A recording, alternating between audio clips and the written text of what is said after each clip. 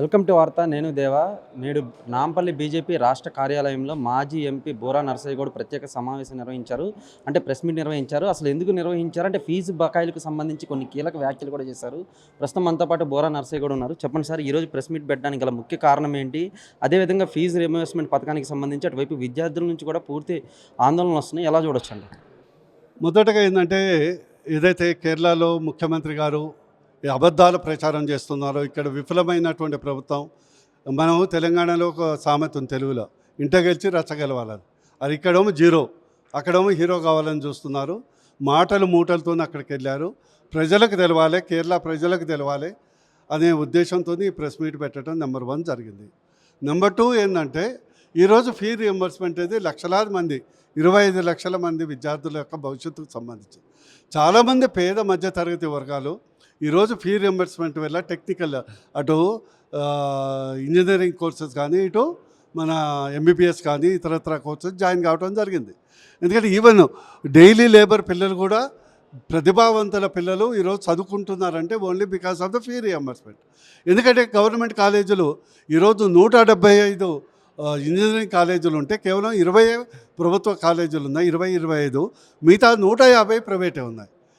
ఈ fee reimbursement ఆధారపడి ఉంటే నేనేదో ఇంటిగ్రేటెడ్ కాలేజెస్ తెస్తాను, యంగ్ ఇండియా స్కూల్స్ తెస్తాను అని సొల్లు కబుర్లని చెప్పి ఈరోజు హైకోర్టు ఫీజు రియంబర్స్మెంటు 10 నుంచి 12,000 కోట్లు బకాయి ఉంటే 300 కోట్లు ఇస్తావా, 100 కోట్లు ఇస్తావా? మరి ఫీజు అంటే ప్రైవేట్ ఇంజనీరింగ్ కాలేజీలలో ప్రొఫెషనల్ వాళ్ళు ఫీ కట్టనందుకు, రియంబర్స్మెంట్ రానందుకు సర్టిఫికేట్లు ఇవ్వట్లేరు. వాళ్ళు ఉద్యోగాలకు ఎట్లా పోవాలి, విదేశాలకు ఎట్లా పోవాలి? అందుకొరకు హైకోర్టును అడ్డం పెట్టుకొని ఎగ్గొట్టాలని చూస్తున్నారు. ఖచ్చితంగా రేవంత్ రెడ్డి గారికి చెప్తున్నాను, మీరు మంచి చేయకుండా పర్వాలేదు కానీ చెడు చేయొద్దు. ఆ వార్నింగ్ ఇవ్వటానికి ఈరోజు పెట్టడం జరిగింది.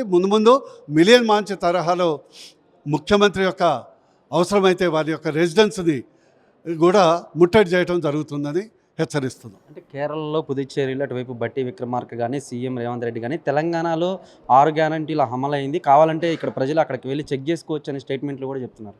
అదే కదా ఈరోజు ఏదైతే గోబిల్స్ ప్రచారం ఉందో వాళ్ళకంటే తాతలు అయిపోయినారు వీళ్ళు. వాళ్ళ డిఎన్ఏలో ఏమైనా ఉన్నదేమో వీళ్ళది కాంగ్రెస్లో. ఇంత పచ్చాబద్ధాలు అయితే ఎక్కడ చూడలేదు. ఒక్కటి కాదు, ఈవెన్ ఎక్సెప్ట్ అది ఉచిత బస్సు కూడా ఏంటంటే మిగతా మగవాళ్ళకు డబుల్ చేశారు. మీ అది ఇదివరకు 300 ఉన్న టికెట్ 590 రూపాయలు అయిపోయింది. వాళ్ళేమీ ఉచితంగా ఇచ్చింది లేదు. మిగతా అన్నీ ఫెయిల్యూర్. తులం బంగారం లేదు, రైతు భరోసా లేదు, 2,500 ఏదైతే మహాలక్ష్మి పథకం అది లేదు, స్కూటీ లేదు, ఫీ రియంబర్స్మెంట్ లేదు, నిరుద్యోగ భృతి లేదు. ఇన్ని ఒకటి కౌలు రైతుకు లేదు, రైతు కూలీలకు లేదు. ఏ ముఖం పెట్టుకొని మాట్లాడతారు? వీళ్ళ వీడియోలు చూస్తే ఏంటంటే కనీసం ఆ కామెడీ షో ఉండదు కదా సినిమాల్లో క్లిప్పులు, వాడకంటే వీళ్ళదే పెద్ద కామెడీ షో అయిపోయింది. అంటే ఎల్పీజీ కొరతకు బీజేపీయే కారణం అని అటువైపు పార్లమెంట్ బయట అయితే మాత్రం అటువైపు ఎంపీ చామల కిరణ్ కుమార్ రెడ్డి వీళ్ళంతా కూడా ధర్నా చేస్తున్నారు. మీరు ఒక మాజీ ఎంపీగా దీన్ని ఎట్లా చూస్తారు? ఏ ఆడలేనేమో మద్దతు తెరువు. ఈరోజు ఎల్పీజీ కానీ, సిఎన్జి కానీ, ఈవెన్ అమెరికాలో ఏదైతే అత్యధికంగా నిల్వలు ఉన్న అమెరికాలోనే 40% రేట్లు పెరిగినాయి. అలాంటిది ఎక్కడైనా పెట్రోల్ ప్రాబ్లం ఉందా? లేదు. డీజిల్ ప్రాబ్లం ఉందా? లేదు. ఎల్పీజీ మొదట కొంత ఉండే అప్పుడు కామన్ హౌస్ హోల్డ్కు ఇబ్బంది కాలేదు అని ఈరోజు ఏదైతే కమర్షియల్ని కొంత బ్రేక్ చేయడం జరిగింది. ఈరోజు ఎల్పీజీ దాదాపు డైలీ 28 లక్షల సిలిండర్లు రఫ్లీ ఉంటే 28 లక్షలు సిలిండర్ సప్లై చేస్తున్నామని నిన్న ఐఓసీ ప్రకటించడం జరిగింది. ఇక్కడ కూడా ఉంది. మీరు రోజు చూస్తున్నారు కదా విజిలెన్స్ దాడుల్లో ఒక్కొక్కరి దగ్గర 200, 300, 400 సిలిండర్లు పట్టుబడుతున్నాయి. ఎవరు? రాష్ట్ర ప్రభుత్వం కదా ఈ విజిలెన్స్ డిపార్ట్మెంటు. సక్రమంగా ఈ యొక్క ఏజెన్సీస్ ఇదే అడ్డం పెట్టుకొని బ్లాక్ మార్కెటింగ్ చేస్తుంది. ఎవరిది తప్పు? ఈరోజు మోడీ గారు పక్కన పాకిస్తాన్లో 558 రూపాయలు పెట్రోల్, అది కూడా మన దగ్గర 1 రూపాయి పెరిగిందా? 1 పైసా పెరిగిందా? ఆ ఘనత ఎవరిది? మోడీ గారిది. ఇంకోటి బీజేపీ ప్రభుత్వం తప్పే ఉంది. అక్కడే ఎవరో యుద్ధం చేసుకుంటున్నారు, అనేక తిప్పలు పడుతున్నారు. అయినా మోడీ గారి ముఖం చూసి, భారతదేశం ముఖం చూసి మనం మంచోళ్ళం చేపట్టి మన దౌత్య నీతి, మోడీ గారు మన యొక్క జయశంకర్ గారి యొక్క దౌత్య నీతితోనే ఈరోజు మన షిప్స్ అన్నీ వస్తున్నాయి. Even America ships Russia ships కూడా అక్కడక్కడ ఆగిపోతున్నాయి, కానీ మన షిప్స్ వస్తున్నాయి. రష్యా నుంచి వస్తుంది, అమెరికా నుంచి కొంటున్నాం, వెంజులా నుంచి కొంటున్నాం.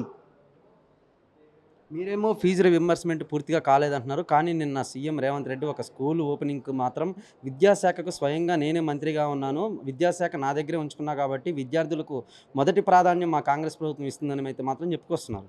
అవును, వారి మొదటి ప్రాధాన్యం ఏమి ఇస్తుంది? ప్రైవేట్ యూనివర్సిటీలు, ప్రైవేట్ కాలేజీలు ఓపెనింగ్లో ఇస్తున్నారు కదా. మేము అడిగేది ప్రభుత్వ విద్యార్థుల గురించి, ప్రభుత్వం ఇచ్చే ఫీ రియంబర్స్మెంట్ గురించి. ప్రైవేట్ కాలేజు క్యాంపస్ల ఓపెనింగ్ గురించి మీరు చెప్పట్లేదు. దాంట్లో దిట్ట అయిపోయినారు. ఆ? ఎందుకంటే స్కీము, ప్రైవేట్ పెట్టుబడులు, మొత్తం కుటుంబం గతంలో కలవకోట్లన్నీ కుటుంబం ఆరిపోసుకునేది ఇప్పుడు దాన్ని మించి అనుమల కుటుంబం అయిపోయింది. ప్రతి కాలేజీలో, ప్రతి స్కూల్లో, ప్రతి కొత్త వెంచర్లో, ప్రతి హాస్పిటల్లో ఎవరు పెట్టుబడి ఉంటుందండి? మీకు తెలుసు కదా. ఈరోజు తెలుగు రాష్ట్రాల్లో చాలా విస్తారంగా, చాలా త్వరగా అభివృద్ధి చెందుతున్నటువంటి ప్రైవేటు ఒక వెంచర్ ఏదైతే హాస్పిటల్స్, కార్పొరేట్ హాస్పిటల్ చూడండి. అందులో చూస్తే డైరెక్టర్లు ఎవరు ఉన్నారు? ఈయన చుట్టాలు, ఈయన అల్లుడు. ఫైనల్‌గా ఫీజు రీయింబర్స్మెంట్‌కి సంబంధించి తెలంగాణ విద్యార్థులకు ఏం చెప్పబోతున్నారు? తెలంగాణ విద్యార్థులందరికీ చేసేది ఒకటే విజ్ఞప్తి. అవసరమైతే బీజేపీ మీ అందరితోని కలిసి మిలియన్ మార్చ్ తరహాలో ఉద్యమానికి సిద్ధంగా ఉంది. ఈ ప్రభుత్వం మెడలు వంచైనా కూడా ఫీ రియంబర్స్మెంట్ రద్దు చేస్తే మాత్రం ఊరుకునేదే లేదని ఈ సందర్భంగా మీ ద్వారా విద్యార్థులకు భరోసా కల్పిస్తుంది.